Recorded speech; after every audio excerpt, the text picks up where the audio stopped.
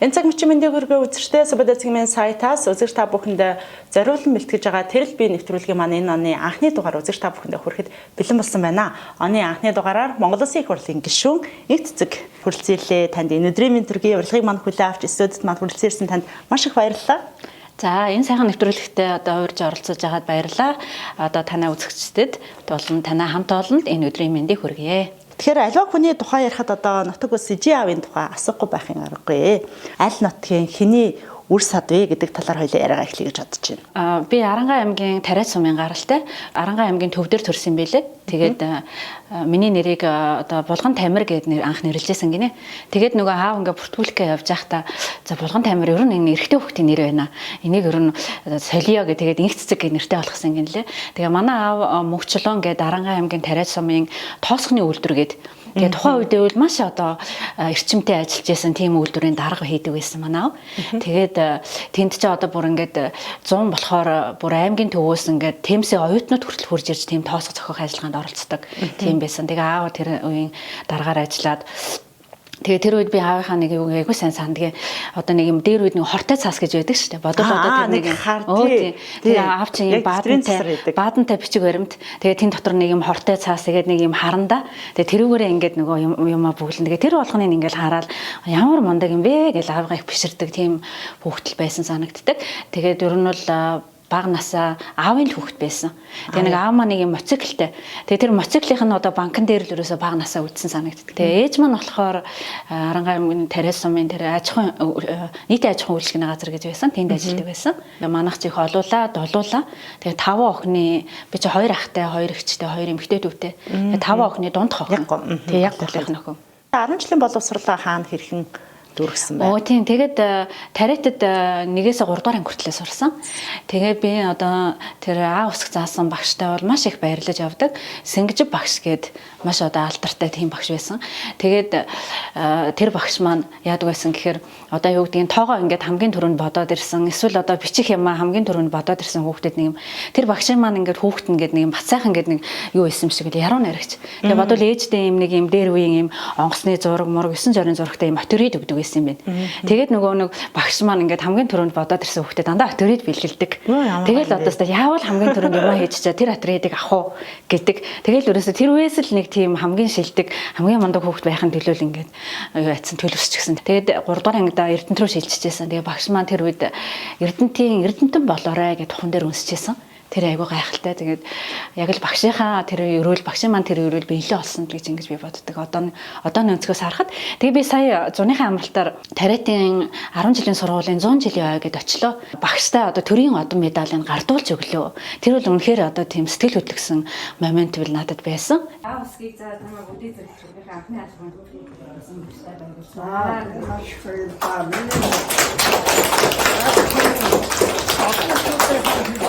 Ишин хийж үтээгээрээ улам их сураарай.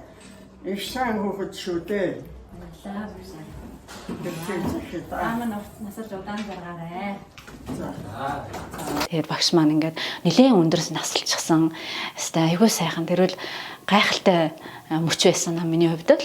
Их онц сурдаг хүүхдээ юу 10 жилтэй. Багдаал тэр сэнгэж багшил ингээд нөгөө онц сурдаг болгоод юу ийцсэн юм шиг байгаа төлөвлөсөн. Тийм. Тэгээ би бас нэг юм аягаар дурсахыг хүсэж байгаа юм л да. Тариатад тэр 1-р ангид ороход манай ээж маань Тариатын нөгөө дэлгүүрт ингээд айгүй олон ном ирсэн юм билээ. Зохиолын номнууд үлгэрийн номнууд. Тэгээ бараг 10-аад ийм үлгэрийн номнууд тэр 1-р ангид орж байхад надад авч өгөөд. Тэгээ би тэрийг эмээдээ уншиж өгдөг. Тэгээ эмээдээ уншиж өгөөд эмээ оронд нь надад болсон явдал ярьж өгдөг. Тийм юу байсан. Тэгээ тэр их айгүй тийм төлөвшүүлсэн юм байна даа л гэж их боддог. Эрдэнэтэд 3 дугаар 8 жилийн сургууль гээд гэр хорооллын сургууль шилжиж очиж байсан. Баярат багш гээд манай багш маань байсан. Тэгээд тэр үед чинь бас л тэгэл тасралтгүй л ерөөсөө л онц сурах хэвээр гэсэн тийм л шилдэг оюутан байлаа. Тэгээд 9-10 дугаар ангид болохоор хотын төвийн сургуульд шилжиж сурсан. Тэр хотын төвийн сургуульд Сэнсайхан багш гээд бас маш их мундаг багш байсан. Оросд сургууль төгссөн. Ерөөсөө ингээд хичээл заахаараа дандаа л орос номноос хичээл заана. Тэгээд бас Бээжин сан гээд Эрдэнэтэй үл маш алдартай тооны багш. Тэгээ Бээжин сан багш, Шинсайхан багш хоёрын шав болсондоо хоёр хэлдэг. Тэгээ би Бээжин сан багш тэгдэг байсан аахгүй. Багшаастаа би том болоод хүүхдээ болохоор ингээд танд шав оруулна гэж тэгдэг. Тэгээд Шинсайхан багш бархан минь та чиний хүүхэд төрж яхад би одоо амьд байх юм болоо да гэж. Одоо тэгтээ Бээжин сан багш манд байдаг. Эрдэнтийнхэн бол андахгүй сайн. Тэр хүний гаруул маш олон хүн одоо өсөж өндөөж ялангуяа тооны одоо хичээлд бол маш сайн болдог тийм багш байсан. Сургуулаа төгсөөд ихтэй сургуультай орсныхаа дараа бас Монголд бол ажлын гараа эхэлсэн тий. 2000-аас 2013 онд одоо Монголд эрчим хүчний салбарт ажиллаж байгаад тэгсэн. Гадагшаа явсан билээ. Тийм би ч 10 жилдээ төгсөөд эрчим хүчний сургуулийн цахилгааны ангид орсон. Тэгэл бас л одоо тэр үед чинь юм шилдэг оюутан техникийн сургуульд тэгээд намайг 2 дугаар курст байхдаа 97 онд юм байна. Бага хүнд ерөнхийлөгч одоо сонгуул болж исэн. Тэгээд тэр үед бас ингээд нэг онд сурдаг тийм хүүхдүүдэд 1 жилийн сургалтын төлбөр одоо өгч исэн. Тийм. Тэгээд би тэр үед чинь 1 жилийн сургалтын төлбөр одоо ингээд Монгол Ардын нам хувьсгал нам гэсэн үг шүү дээ тэр үед чинь тий. Тэгээд бага хүнд ерөнхийлөгч гардуулаа. Тэгээд дээрэс нь тэр үед чинь одоо тэгээ анхал тэр үед энэ намд илсчээл 97 оны. Тэгэхээр чинь би энэ намын бол нэлээд одоо дээр үеийн ууган гişүүдийн нэг гэсэн үг байхгүй юу? Тэгээ техникийн сургуулийг төгсчөөд Эрдэнэт болгоны шугам шүлжээ гэдэг газар анх Эрдэнэтэд очиод тэр үед чинь ингээд нөгөө задраагүй байсан шугам шүлжээ гэдэг нэртэйс. Тэгээ тэнд давдаа бас анхныхаа ажлын гарааг эхэлж ирсэн. Тэгээ дараа нь цахилгаан дамжуулах шүлжээ компани гээд 2 салаад тэгээ тэнд 13 жил 13 он хүртэл ингээд ажиллаж байсан. Тэгээд би дамжуулах шүлжээнд маш их хайртай. Тэгэл тасралтгүй л ингээд дамжуулахын их цэцэг байна. Дамжуулахын их цэцэг байна гэж хүн рүү уцаар ирдэг. Тийм байлаа. 2014 он хүртэл дамжуулахтаа л өсөж өндөөсөн. Оглоод явчихсан байна шүү дээ гэсэн үг тийм. Яаж явж байгаад та гадагшаа явж гинт явж сурах болчих. Яагаад ийм шийдвэр гаргаад явчих вэ? Эрчим хүчний салбар чинь ерөнхийдөө бол нэг юм бараг л хүнтэй адилхан байхгүй юу? Ингээд одоо юу гэдгийг ингээд савладаг тэр савлалт нь хитрэх юм бол зогсчдаг тийм. Тэгэхээр энэ одоо эрчим хүчний салбар одоо шүлжээг ингээд загварчлаад тэгээ энд болж байгаа төрөл бүрийн одоо процессыг ингээд урьдчилан одоо шинжилдэг тийм одоо инженер гэсэн үг байхгүй юу? Тэгээ тэрүүгээр л ерөнхийдөө 14 жил ажилласан. Тэгээд ингээд цаашлаад явахаар эрчим хүчний системийн докторжилт гээд бас нэлээд хүнд ийм одоо юу одоо манайх чинь штэ 0 зогсчдаг штэ нэг урсаас одоо шугам холбоотой байдаг. Энэ шугам байхгүй бол бид нэр докторжилтаа хадгалж чадахгүй энэ төр юм яриад байдаг штэ. Тэгэхээр энэ докторжилт гээд нэлийн хүнд сэдв байхгүй. Тэгээ ер нь бол энэ хүнд сэдвэр одоо би энэ горим тооцоо загварчлаар сурсан. Би л одоо ийшээ сурах нь зүйтэй байна гэдэг тийм одоо мэдрэмжтэй байсан л та. Тэгээд хамгийн одоо за яавал одоо ийшээ сурж болох юм бэ гэд одоо тэр үеийн тэтгэлгийг хайсан чинь Австралийн засгийн газрын тэтгэлэг гэдэг үнэхээр буянтай, гайхалтай буянтай юм тэтгэлэг байсан. Тэгээ 13 онд энэ тэтгэлэгт одоо анх удаа аплай хийгээд тэгээ энэ тэтгэлгийг ингээ авч ирсэн. Тэгээд энэ тэтгэлэг чинь одоо нийтдээ 700 гаруй юм Монголын одоо мэргэжилтэнгүүдийг Австралид магистрийн зэрэг хамгаалуулсан. Үнэхээр Монголын одоо хүний нөөцийн салбарт бол үнэтэй хувь нэмэр оруулсан ийм одоо буянтай тэтгэлэг. Тэгэхээр ер нь энэхүү тэтгэлэгт яг одоо хамрагдахын тулд залуучууд маань юун дээр илүү анхаарах хэрэгтэй юм бэ? Голч дүүн нь одоо ингээд 3-аас дээш байх хэрэгтэй нэгдүгээрт нь. Тэгээ хоёрдугаарт нь болохоор мэрэгчлэрээ яг тухайн өөрийнхөө мэрэгчлэр ажилласан байх хэрэгтэй. Тэгээ цаашаа сурах нь бол яг мэрэгчлэрээ сурах хэрэгтэй. Тэтгэлэг яг хэдэн сар зарлагддаг? Тэтгэлэг болохоор 1 сарын 1-нд зарлаад 4 сарын 30-нд л хаагддаг. Ерөөсөө л яг энэ үед л аплай жилд нэг л удаа нэгдэл хаагддаг тийм тэтгэлэг. Монголоос хэдэн оюутан суралцах боломжтой юм? Тэтгэлэг. Монголоос яг хараа намайг одоо тэр нэг аплай хийж байгаа 13 онд бол 50 хэдэн хүүхд сурдаг байсан. Тэгээд 20 хэд нь болохоор төрийн байгууллага, 20 хэд нь хувийн хвшилгээ. Тэгээд цалгаан дамжуулах шүлжээвэл хувийн юмд ороод ингэ явдаг гэсэн. Одоо болохоор нөгөө тоон зөөрөөд нэг 10 хэд жилдээ нэг 10 хэдэн хүүхдийн төлөв авч байгаа юм л. Тэгээд ер нь бол энэ тоог өсгөх чиглэлээр бол Австралийн засгийн газартай нэлээд хамтарч ажиллаж байгаа. Тэгээд гол юу нь болохоор ерөөсөө л уухгүй л аплай хийгээд байх хэрэгтэй. Тэгээ эн чинь нөгөө Австрали Монголын засгийн газрын хамтарсан тэтгэлэг. Тэгээ Австралийн талаас бол ерөөсөө ингээд сургалтын төлбөр, за тэгээ стипенд гэх бүх юмын даана. Монголын талын хүлээх үүрэг юу вэ гэж. Тэгэхээр Монголын талын хүлээх үүрэг бол энэ хүмүүсийг одоо хурж ирэхээр нь ажлын байраар хангах хэрэгтэй. Буцаж ирэхээр нь. Тэгээ дээрэс нь энэ хүмүүсийг сурж явах явцад нь одоо нийгмийн даатгалын тэмдэглэлийн одоо төлж явах хэрэгтэй. Гэсэн ерөөсөө ийм л хийдгэн үүрэгтэй. Тэгтэл яг ер нь бол энэ үүргийг баг биелэлт нь айгүй тааруу идэг гэж би зүгээр хардаг. Тийм ээ гэж би хардаг тийм. Ажлын байрыг хадгалах тал дээр бол байдгүй хадгалдаггүй юм байна. Нийгмийн даатгалын яа тийм ээ. Тэгээ юу нийгмийн даатгал матгал тийм. Зарим байгууллагууд бол мэдээж сайн байгаа шүү дээ. Одоо Монгол банк, элийн засгийн хөгжлийн яамч гэдэг юм сангийн яамнууд нар бол яг л үүргээ биелүүлдэг. Тэг яг зарим байгууллагуудын хувьд бол бас жоохон тааруу гэдэг юм байна гэж хардаг. Гэхдээ таны одоо яг хамрагдсан Австралийн засгийн газрын тэтгэлэг маань яг энэ улс орнуудаас юугаараа өөр юм? Би бусад сайн тэтгэлгийг сайн мэдгүй юм л зөвхөн хүмүүсийн харьж байгаа бол зарим тэтгүүл жишээ нь ингэдэг байхгүй ингээд цүн та ганцаараа л явах хэрэгтэй тэтгэлэг авсан бол одоо гэр бүлийнх нь хүмүүс явахгүй ч гэдэг юм уу. Ааха. Тий. За эсвэл одоо ингээд юу гэдэг нь стипенд нэрэ баг гэдэг ч юм уу тий. Гэлийн тэтгэлэг чинь та ингээд гэр бүлээрээ 2 жил явна. За тэгээ гэр бүлийнх нь хүн нь одоо очиод ингээд бүрэн ажиллах хэрэгтэй. Дээрээс нь хүүхдүүд чи очиод тэнд үн төлбөргөө сурна тий. Үн төлбөргөө 2 жил сурчин тий. Тэгээд тэтгэлэг нь бас боломжийн. Тэгээд чи боддоо ингээд Монгол улсын 700 гаруй хүнийг ингэж одоо тийм мэрэгжлийн дээшлүүлсэн ийм буянтай тэтгэлэг байгаа байхгүй юу? Австралийн засгийн газрын тэтгэлэгтээ одоо суралцж байх хугацаанд магистрийн тэтгэлэг. Тэгэхэд бол докторийн тэтгэлэг авсан гэдэг энэ талаар та жаахан дэлгэрэнгүй мэдээлэл өгвөл болох уу? RMIT гэдэг сургууль сурсан л та. Тэгээ RMIT-ийн нэг гоё юм нь ийм 4 хичээлийн оронд нэг ширхэг research авч болдог судалгааны ажил. Тэгэхээр 4 хичээлийн оронд тэгээд тэр судалгааныхаа хүрээнд би чинь 2 пейпер бичээд тэгээд тэр 2 пейперийн нэг нь болохоор Италид очиж хуралд нь очиж танилцуулга хийгээд нэг нь болохоор Синзеландд очиж ингээд танилцуулга хийсэн. Тэгээд магистр сурж байгаа. Тийм. Тэгээд би чинь master by coursework гэдэг юмар сурж байсан шүү дээ. Тэгсээр нь ингээд судалгааны ажил хийгээд тэгээ 2 пейпер бичээд тэгээ бүх хичээл дээр ингээд high distinction ингээд авахар чинь сургууль чинь ингээд одоо энэ чинь одоо үнэхээр сайн сурлаа. Тэгэхээр та одоо ингээд дээрэс нь ингээд сургуулийн нэрийг гаргаад ингээд олон улсад нэрийг гаргаад ингээд пейпер сургуулийнхаа нэрийг гаргаад ингээд 2 жил оронд очиод ингээд армитагаас ингээд юугаа танилцуулсан байна шүү дээ. Илтгэлээ те. Тэгээд намайг 2017 оны шилдэг сурагч гэж шалгууруулад армитаг сургуул. Тэгээд цаашаа суралцах докторийн тэтгэлэг надад өгсөн. Тийм олгосон тий. Тэгээд нөгөө Австралийн аварцын нэг одоо шалгуурч юм штэ. Сургуулаа төгсөөд 2 жил заавал Монголдо ерөөсө сургуулаа төгссөн л бол шууд Монгол руугаа ирэх хэрэгтэй. Тэгээ Монголдо 2 жил ажиллах хэрэгтэй гэсэн нөхцөлтэй байхгүй юу? Тэгээд нөгөө докторийн тэтгэлэг ингээд сайн сураад аавна гэдэг чинь баг бас л хэрэг харгийн одоо хүн авахтай айгу хэцүү л дээ. Докторийн тэтгэлэгт явахад бас инээдтэй. Ер нь бол ингээд баг цаашаа сурна гэхээр ингээд хашраад байгаа байхгүй юу?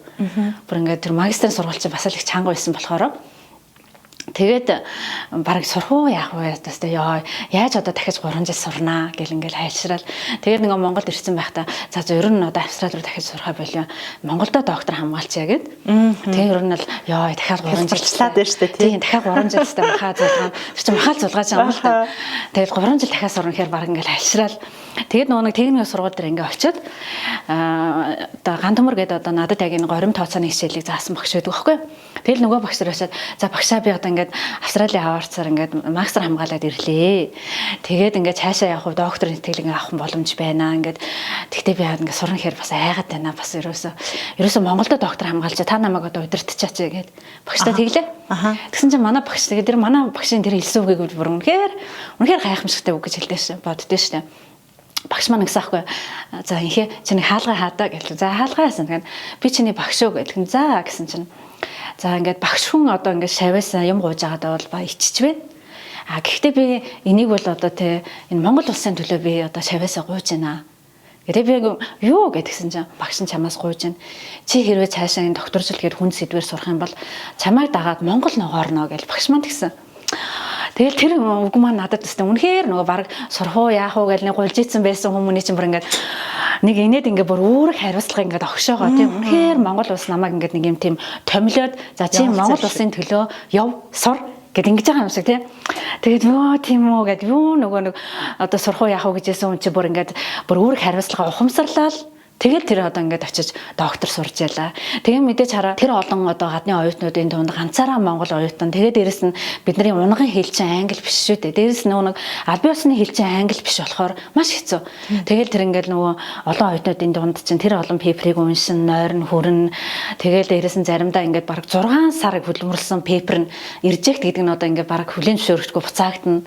Тэр болгон чинь бараг л ингээд нугарж унана тий. Тэгэл тэр чинь нөгөө багшийн тэр хэлсэн үгнээр нэр би ч одоо тий Монголын ногооруулах юм шүү дээ тий Монголоос би чинь ганцаараа байгаа шүү дээ гэл тэрийг ингээд ботхоор ингээд баг ингээд нуурсан байсан юм чинь ингээд өөрөө ирэхгүй баг юм энерги орж ирэл тий нэрэн би чинь нэр ганцаараа энэ олон оюутнууд Монгол шүү дээ гэл ингээд тий багшийн тэр хэлсэн үг бол миний хувьд бол маш их тийм эрч хүчийг энергийг өгж лөөжин болж исэн тийм үгэ гэж ингэж би уушдаг үн цэнтэй үг манай багш маань нөгөө Ласанта гэдэг нэг юм Шарлан хүн байдаг аахгүй айгүй тийм сэтгэлтэй айгүй мундаг багш мундаг удирдагч тэгээд доктор хамгаалчаа тэгээ яасан чинь багш маань гэсэн чинь ингээд инхээ гэсэн чамаас нэг юм гуяа гэдгсэн. За юу вэ гэдгсэн чинь ингээд чи надад ингээд яг өөр шиг юм хичээнгүй Монгол одоо доктор оюутан олж өгөөрэй гэсэн ш. Тэгээ би бүр тэрийг ингээд фүшээ багшаа стандараа баярлалаа. Тэр үл ингээд миний хувьд бол маш том одоо нэг үнэлгээ. Багшийн хувьд бол нөгөө сайн доктор оюутантай байх нь тэр багшийн хувьд бол бас аюул чухал. Яагаад тэгэхээр тэр хичээнгүй сайн доктор оюутан чинь ингээд юу л дэлхийн топ журналд ингээд пейпер бичих гэдэг шүү дээ. Тэгэхээр тэр багшийн нэр бас гарна. Багшийн одоо нөгөө энэ ранк нь бас ингээд өсөөд идэг байхгүй юу? Одоо энийг удирдах чи одоо топ би чинь доктороо хугацаанд ингээд 3 жил 3 одоо топ журналд пейпер биччихлээ. Би нөгөө нэг доктор хамгаалчаад бас ингээд ер нь бол ингээд маш их тийм хөөрөлтийн байдалтай байсан. Тэгэл одоостай яавал ер нь бол тэгэл хүн ингээд ялангуяа Монгол хүн бол ингээд л яавал Монгол улсынхаа одоо хөгжил хувийн нэмэр оруулах уу гэл ингээд л сэтгэл хөдлөөл те. Тэгээд нөгөө нэг тэр гадаад харилцааг хариуцдаг нэг Зосиф гэх залуу байдаг байхгүй Монгол руу нэлээд олон удаа ирсэн. Тэгээ тэр одоо захиралтай ингээд уулзаад ингээд за одоостай би ингээд доктороо төгсчлээ. Одоо би ингээд Монголын хөгжилд хувийн нэмэр оруулах ёстой. Тэгэхээр одоо ямар дэмжлэг одоо армитийн зүгээс байна гэдгсэн тэр юу гэсэн хэрэг гэсэн мастер by research гэдэг нь судалгаагаар доктор хамгаална гэсэн үг. Тэгээд судалгаагаар доктор хамгаалах за тэгээд доктор оюутанд 100% тэтгэлэг олгоно Монголоос. Тэгээд Монголын засгийн газартай хамтарч ийм одоо тэтгэлэг манай сургуулиас бол одоо олгох боломжтой гэсэн.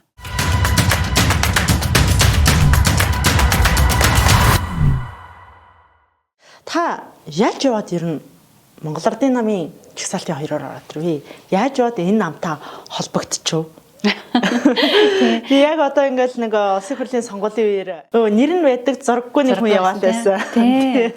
Харин айгүй олон хүмүүс ингээд асуугаад байдаг байхгүй. Одоо ч гэсэн ингээд зүгээр л манай найзууд хүртэл ингээд хүшээ чи чагсаалтанд орохын тулд хэдэн тэрбумыг өгсөн. Гэт би бүр юу яриад байгаа юм бэ? Юу тэрбум хэрэг чинь. Үгүй одоо наад чагсаалт орохын тулд хүмүүс чинь ингээд 10 тэрбум яасан тэгсэн гэд тэр би бүр гайхаад үгүй тийм байхгүй шүү. Үгүй өстэй тийм байхгүй наад. Наад чинь юу тэр 10 тэрбум юу тийм байхгүй шүү. Тэгээд яг тэр угаасаа нөгөө зураггүй явсан гэдэг чинь яг зүг байхгүй юу? Тэгээ яг нөгөө нэг Монгол Ардын намын чагсаалтын одоо яг тэр нэр зарлагдахын өмнөх өдрөл надтай холбогдсон. Тэгээ эрчим хүчний салбараас холбогдсон над руу. Тэгээд ингээд ийм одоо Монгол Ардын намын ийм чагсаалт гаргаж байгаа. Тэгээ энэ чагсаалтантаа бол одоо юу гэдгийг яг ингээд мэрэгчлэрээ олон улсад ингээд ажиллаж байгаа тий. Одоо ингээд докторын зэрэг хамгаалсан ийм хүнийг одоо оруулах гэдэг юм байна. Тэгээ та чи одоо материалаа өгнө. Тэгээ би бол тэр үед л ингээд за бараг л худлаа эцтэй. Итгэхгүй угаасаа итгэхгүй шүү дээ. Тий. Хизээ одоо нэг улс төрд ингээд зүгээр нэг юм докторууд тий. Дээрээс нь ингээд мөнгөгүй. Дээрээс нь одоо ингээд зүгээр л одоо ингээд ажиллаа хийгээ явж байгаа юм хүмүүс тий. Егэл жирийн юм инженерүүд, эрдэмтэн судлаачид бараг л үнэмшихгүй шүү дээ. Бараг хэр арган үнэмшихгүй шүү дээ тий. Тэгээ би бараг л ингээд үнэмшээгүй. Тэгээд за яах вэ гэд ингээд материалаа өгцөн. Тийм материалаа өгч төгсөө. Тэгээ одоо нэхэд байгаа юм чинь өхөөс. Тийм тэгээд яах вэ? За яах вэ гэл ингээд өгчөөл тэгчээл нөгөө ингээд угаасаа л ажилтаа юм чинь тэгчээл маргааш өглөө ингээд 8 цагт тасан чинь манай хөр ингээд хүшээ 2-т гээл гисэн чинь тэгэл бүр ингээд стандараа баг ингээд бүр ингээд зүрх савлцсан ингээд бүр сандраал ингээд хүшээ арай гүйэл гэдээ тоглож байгаа илгүй дээ гэл ингээд бүр ингээд тэгэл ингээд одоо яах одоос ямар балаа юм бэ гэл ингээд сандарч байгаа байхгүй. Тэгэд нөгөө нэг ингээд Монгол руу уцтаад ингээд ах руугаа уцтаад тэгэл ингээд хэлсэн чинь ингээд айгүй сайхан тайвшруулад за угаасаа л чи улс орныхоо хөгжилд хувь нэмэр оруулах хэрэгтэй хүмүүс нэ. Тэгээ энэ бол одоо хэр аргийн хүнд олддог тийм одоо юу биш боломж биш. Тэгээ ингэж одоо өндөр босрол эзэмшээд хүний нутагт ажиллаж байгаа орон чи хурж ирэл одоо юу чадгаа үзүүлэх ийм одоо боломж гэл ингээл тэгэл нөгөө ахтайгаа ирсэн чинь арай жахан тайвшраал тэгээд дараа нөгөө компанийнхаа захирал руу ярьж байгаа Австралийнхаа компани руу тэгэл одоо инглээ гэл тэгсэн чинь бас ингээл нөгөө бүр амар баярлж хүлээж аваад хүшээ энчестер хэр аргийн хүнд тэг яг тэр захирал маань болохоор юу гэж ойлгосон гэхээр за 6 сарын 28-нд эсвэл чи ингээд цаашаа 4 жил алга болох юм байна эсвэл чи тэгээд 6 сарын 28-нд сонгогдохгүй буцаад ирэх юм байна тийм тэгээд би айгу харин тийм одоо гэсэн чинь тэгээд эн чинь бол айгу боломж хүнд өстэй хэр аргийн хүнд оролдохгүй боломж инхээ гэл ингээл тайвшруулаа. Тэгээд ингээд жоохон тайвширч ирсэн. Тийм л одоо юутай.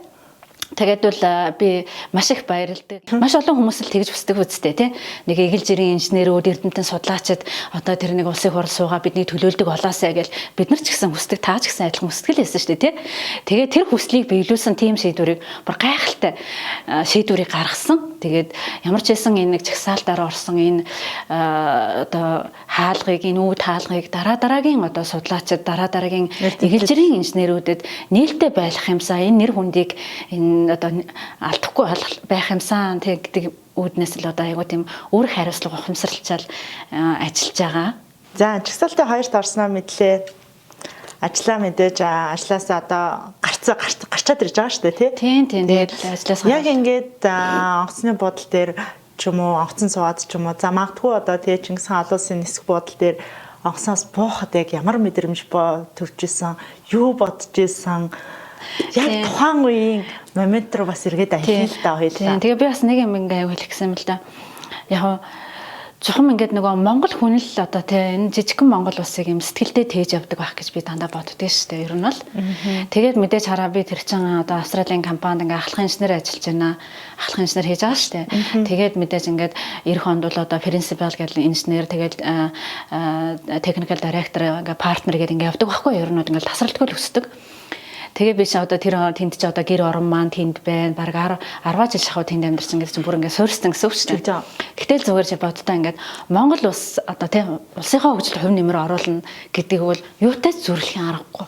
Тийм учраас одоо тэнд байгаа ингээд бүхэл юм хаяал тийм энэ Монгол улс намайг дуудаж байна. Эх орондоо хувь нэмэр оруулна гэдэг ингээд эх оромын дуудаж байна гэдэг ингээд маш их тийм өөр хариуцлага ухамсарлал ингээд тэгээд мэдээж ингээд айвуух сэтгэл хөдлөж байгаа байхгүй юу. Тэгэл хэвээр Монгосонд ингээд суугаа авч явахдаа хэвээр би очиод хэвээр тийм юм тэг ингээд хэвээр тэгээ ямар ч байсан ингээд намайг үнэхээр ач холбогдол өгөөд ингээд дуудлаа. Тийм учраас би энэ итгэлийг алдаж болохгүй. Энэ итгэлийг би айвуу тийм өндөрт өргөж явах хэвээр үнэхээр л өөрийнхөө чадсан сурснараа энэ одоо улсын төлөө хувь нэмэр оруулах хэвээр гэл ингээл айгүй тийм сэтгэл их хөдөлж исэн нулимс одоо үнэхээр л нулимс тусалж исэн тийм момент байсан. Тэгээд айгүй удаан одоо хүний нутагт ингээм амьдарчаад их орондоо эргэж ирж байгаад бол их сэтгэл хөдөлж исэн. Таны дээр тангараг өрхтэй гоё ингээд нүүр дүрм шийдсэн бас бахархаж байгаа байдалтай тийм зураг байсан тий. Яг тэр үед яг юу бодож исэн? Ижи аав хандхаа бодож исэн үү? Тийм. Ер нь бол яг би нөгөө ийм л дээ. Айгуу тийм нөгөө сэтгэлийн хөдөлгөөнтэй одоо ингээд ямиг ингээд дандаа л тийм өөдрөгөөр ингээд юу яадаг. Тэгээ тэрийг ингээд нөгөө нэг тасралтгүй ингээд өөртөө байрч явахыг хичээдэг. Тэгээ тэр маань ягаад гэвэл хүнд ингээд нэг тийм энерги ирчүүч өгдөг байхгүй юу? За тий. Одоо ингээд тий. Эх орондоо эргээд ирлээ шүү дээ. Чамайг эх орон чи одоо юу чадгаа үзүүлгээд дуудлаа шүү дээ. Одоо тий. Найд минь одоо ажлаа хийдээ л гэл ингээл тий. Тэгэж ингэж бодож. Тэг би энэ бодлоо ингээл тасралтгүй л байрж явах юмсан гэж ингэж хичээдэг. Одоо ингээд ер нь бол тэр бодол хүнийг ер нь бол бодлол удирдчихэдэг тий. Тэр доктор сурж байхад тэр багшийн хэлсэн үг ингээл намайг удирж ийсэн байна. Одоо ингээд эх орондоо эргэж ирэх чинь ингээд тий. За хэвээ тэр эх орон чин чамайг дуудсан. Бүхэл бүтэн жагсаалтынхаа хоёр чамайг жагсаагаад тий. Үүрэг хариуцлага хүлээлгэсэн байх шүү дээ. Одоо чи минь хичээхээс өөрийгөө их хөдөл гэл ингээл маш их баярлж байсан. Тэгээ хүмүүс нутаг усаа айгүйх боддог. Тэгээ үнэхээр нутаг ус маань аав ээж минь тэнгэрээс харж байгаа манай аав ээж бол бас л нэлээд залуудаа аав маань их залуудаа өөд болсон. Ээж маань бас одоо яасан тэгэхээр аав ээж маань бас одоо ингээд тэнгэрээс намайг харж байгаа да ивэж энэ нутаг ус маань бас ивэж энэ л гэж ингэж нутаг усынхаа нэрийг аав ээжийнхаа нэрийг өндөрт өргөж явна даа л гэл ингээл бодсон тий. Их хурлын гишүүдийн өрөө ямар байдаг бол гэж иргэд бас их боддог байх. Таны өрөөгөр хамтдаа зурчилбал болох уу? Болно шүү дээ. Ер нь л яг нөгөө бас бид нар ч гэсэн би ч гэсэн тийм л байдаг гэсэн тий. Одоо энэ хэдэн 76 ч ингээл жигтэйхэн тансаг өрөөнд суугаад л тий. Их эрхэн ям бэдэлдэг мэдэлдэг гэл ингээл боддог. Хүн болгон л тэгж боддог байх л та тий. Яг ингээ бодит байдал дээр гүйштэй одоо ингээ жижигхэн өрөөнд суудаг штэ би тий. Тэгээд асуудал ахгүй манай өрөөгөр очлоорой. Тийм тэгээд ер нь бол тийм мөрөө тэр юм монд бол нэг ачаал бүгдлэх хэрэггүй л дээ. Тэр чинь бол зүгээр л яхав хэрэгцээ. Тэгээд гол чухал юм чинь ажил байгаа байхгүй юу тий. Таны хувьд л одоо ингээд туслахтайгаа зөвлөлтөөгөө бүүнөрөө суудаг юм уу гэж харж байна. Тийм манай өрөө чи ингээд 18 м квадрат юм шиг байгаа маа тий. Ийшээгаа нэг 3 4 м ч байна уу. Ийшээгаа 5 ч юм нэг юм жижигхэн өрөө шүү дээ. Тэгээд энэ өрөөндөө болохоор одоо нөгөө нэг чагсаалтаар сонгосон гишүүд чинь нэг зөвлөгтэй нэг туслахтай. Тэгээ гуруулаа. Тэгэхээр гуруулаа л яг энэ өрөөндөө сууж ажиллаа их тийм зохион байгуулалтай байхгүй. Тэгээ ерөөдөө нэлээд жижигвтер гэсэн үг. Тэгтээ яхав бас яхав дажгүй 3 хүний хувьд үл ажиллаа хийгээд ах бүрэн боломжтой. Тэгээ бид нар чинь анх нөгөө ингээд Биднэрт нөгөө тавилга тарааж өгч нэг юм том ширээ, ажлын ширээ. Тэгээд нэг юм даргын ширээ гэдэг нэлээд том юм ширээ. Хөндлөн ширээ. Тэгээ нөгөө тэр хэдий шин тавьчихаар ингээд энэ өрөөнд чинь баг нөгөө эргэж зайгүй юм болцдог байхгүй юу. Тэгэхээр би бид нар чинь юм даргын ширээ хэрэггүй нөгөө ширээгээ гаргаа тавиал. Тэгээд сүр энэ уулзалтын ширээтэйгээ ингээд тойр суугаад бид нар ч ажиллая гээл. Дэжгүй энэ чинь би л энэ өрөөндөө бол одоо жоохон дуртай болоод байгаа шүү дээ. Тэрийн талбайгаас хамраа зэлцсэн байна. Тэг хурлын гишүүний өрөөндөөс байх хэрэгтэй. За энэ одоо нөгөө төрийнхөө сүнлийг бог дууд руугаа харуулад ингээд залчихсан. Ингээд сайхан. Ер нь бол би өрөөндөө маш их юутай байгаа штэ. Тэгээ одоо тангарах хөрөх ёслынхаа үеэр тэр сайхан зургуудыг ингээд авчихсан тий. Тэн дээр ингээд юу байцсан байдаг. Тэр нөгөө их хурлын гишүүн болчихоор одоо бичиг цаасны ажил маш их байна уу? Таны хувьд бол яхаа өмнө нь болоос нөгөө яг нөгөө сургуульдаа сурж байсан болохоор уншиж судлаад бол нэлээд сарцсан хөндөрл шүү дээ тий. Тийм. Ерөөсөө бичиг цаас бол тасрахгүй юм биш. Ерөөсөө ингээл араасаа цаваал тий. Бараг л одоо зарим нь бол бүр ингээд уншиж ч амжихгүй тий. Зарим тохиолдолд ингээд хуралд орох чинь бараг ингээд нөгөө дөнгөж ороо суухаар л ингээд нөгөө урд ингээд баахан цаас овоолчихж байгаа юм. Одоо тэгээ харьцангуй нөгөө гишүүд маань ингээд энэ цаасуудаа урьдчилж өгөөч бид нар урьдчилж судалмаар байна гэдэг асуудлыг тавьсаар одоо харьцангуй ямар ч хэлсэн өнөөдөр хэлцэх асуудал юм бол одоо өмнөх өдөр нь ингээд орж ирж байгаа. Тэгэхээр бас бид нар хуралд орохоос өмнө ямар ч хэлсэн нэг уншаад бэлдээ тий асуух асуултаа үйл бэлддэг саналаа үйл хийлдэг тийм одоо боломжтой ингээд цаасанд бол дарагдчихээн ер нь бол тий. Ер нь хүн одоо ингээд нэг шинэ газар ажилд орохдоо ч юм уу шинэ ажлыг хүлээж авахдаа зарим нэг хүмүүс л яг өөртөө маш ихтэй байдаг байх. За зарим нөгөө хэсэг бүлгийн хүмүүс бол одоо маш их үүрэг хариуцлага ирж байгаа гэдэг тэр жаахан сэтгэл зүйн хувьд айцтай байдаг шүү дээ тий. Тэгэхээр таны хувьд яг ингээд их хурлын гишүүнийхээ тангараа өргөсний дараа жаахан сандралын тэр байсан уу? Эсвэл ингээд сэтгэл зүйн ерөнхийдөө бэлдээд ирж гисэн байсан. Яг зүйтэй. Тийм. Мэдээж хараа хүн болгон тийм байгаа. Гэхдээ миний хувьд болохоор нэг би ч яг гол юм ингээд Монгол улс намайг ашиглаасаа гэл ингээд амар их авсрал байхдаа боддог байсан гэсэн шүү дээ. Тэгээ ямар ч байсан би өөрийнхөө мэддэг юмны хүрээнд энэ юу одоо чадахыгаа л одоо энэ 4 жилийн хугацаанд заавал хийх ёстой доо гэсэн тийм ихтгэл үнэмшил байсан учраас ингээд тийм ямар ч хэлсэн ингээд ингээ ирч хүч одоо тийм урам зориг ингээд амтагдсан тийм байдлаар тэрнээс одоо ингээд нэг тийм айхмах яг зүгээр нэг юу гэдгийг за энэ улс төрийн туршлага байхгүй инээ тэрэ гэл энэ тий. Гэтэ хүн ер нь бүх юмыг одоо ингээд жигд авч явна гэж бараг л хайгуу хэцүү. Тэгэхээр яг ингээд нөгөө өөрөө чаддаг юмд л ингээд маш сайн фокуслаад ажиллаж яхад бус юм тэгээд учир нь олдондоо аянда. Тэгээс орондоо гэх тий. Тэгэхээр нөгөө зүгээр л ямар ч хэлсэн чаддаг юмараа л тулна одоо ажиллахыг л хичээ. Тэгж ажиллагээл болно гэж би л дандаа л тэгж боддог шүү дээ. Тэгэхээр таны хувьд одоо намрын чуулган завсарласан үеэр ямархуу ажил хийхээр төлөвлөж байна. Тийм. Би ч нэг чи мэдж байгаа те эрчим хүчний хуулиудыг эрчим хүчний реформын хүрээнд эрчим хүчний хуулиудыг шинжлэх ажлын хэсгийн ахлагчаар ажиллаж байгаа. Тэгээ тэрэн дээр маань баг нэг 20-од одоо гүйцэтгэх баг гэ байгуулсан 20-од хүн ингээд тест өдөр шөнөгүй ажиллаж байгаа. Би ч хүртэл одоо ингээд нөгөө хурал маань ингээд нэг жоохон эрт хараад 2 цаг ингээд тархам. Лгөө өчтөр одоо тэднэр дээр нэг цагт очиод орой 6 хүртэл нөгөө идтэйгээ үзэж байгаа байхгүй ингээд. Тэр ажил маань маш эрчтэй сайн явж байгаа. Нэг одоо бол нэг 2 сар хагасны хугацаанд ингээд ажиллаж байна. Тэгэхээр бид нар хаврын чуулганаар оруулна эрчим хуулийн шинжилгээг оруулна гэсэн төлөвлөгөөтэй ажиллаж байгаа. Тэгэхээр би одоо яг энэ завсарласан үеэр л ерөөсөө л тэнд офислол нөгөө эдэн хүмүүстэйгээ л ингээд тест ажиллана гэсэн тийм төлөвлөгөөтэй байгаа. Тэгэхээр миний хувьд л завгүй байна тий. Тэгэхээр эрчим хүчний салбар дээр бол одоо иргэд сонгогч болон танай салбарын таньдраас баггүй найзлахыг бол тавьж байгаа. Тийм. Ер нь л яг эрчим хүчний салбарт ингээд маш олон жил ажиллаж байгаа улсын хурлын гишүүн болсон тийм хүн ер нь бол өмнө нь хойр л доо. Яг нэг зөө тий. Тэр утгаараа нөгөө ингээд чуулган болсон за нөгөө манай эцэг маань үг хэлээсэй ч гэдэг юм уу те. Салбарынхаа төлөө юм хэлээсэй. Одоо ингээд нэг байнгын хорон дээрээ ч гэсэн салбарынхаа төлөө юм хэлээсэй гэх. Тэгээ би үл хараа надад ямар мэдрэмж ингээд төрдөг вэ гэхээр тэр одоо нөгөө үг хэлэх тэр минут бол өнөөдөр миний одоо минут биш ээ. Өнөөдөр тэр минут бол энэ одоо эрчим хүчний салбарынхны тэр үгээ хэлэх, тэр салбарт байгаа асуудлыг шийдэхин төлөө дуу хоолой хүргэх тийм одоо минутаа гэдэг утгаараа би тэрийг салбарынхаа төлөө маш сайн ашиглахыг л ер нь бол зорж байгаа. Тэр маань их чухал юм билээ. Тэгээд ер нь бол ийм юм билээ. Яг нэг удаа ярьснараа тухайн асуудал шийдэгдэхгүй жиж болно. Гэхдээ л ингээд яриад байна гэдг нь бусад гишүүд бас ойлголттой болно. Ард түмэн ойлголттой болно. Тэгээд тэр маань дараагийн шатанд ингээд шийдэгдэх зам нь ингээд явах юм байлээ л дээ. Тухайлбал одоо ингээд сая 2025 оны төсөвдөр гэлдэгт чинь ерөөсөө л эрчим хүчний тэр минутаа бол би бол ямар ч байсан энэ салбарынхаа төлөө бол 100% ашигласан л гэж бодоод байгаа. Цаашдаа ч гэсэн ер нь ингээд ямар ч байсан өөрт оногдсон минутаа бол энэ салбарын асуудыг ярихын төлөө шийдэхин төлөө байнга л одоо ашиглана гэсэн тийм л бодолтой байгаа. Тэгээд салбарын хувьд бол маш их хүлээлттэй байгаа. Тэгээ тэр хүлээлттэй хувьд бол миний хувьд бол бас л өндөр том хариуцлага тэгээд тэр одоо ухамсарлал ингээд хичээгэл ажиллана гэж бодож байгаа. Одоо энэ салбарт нөгөө зарцуулж байгаа мөнгө нь бараг айгүй бага тий.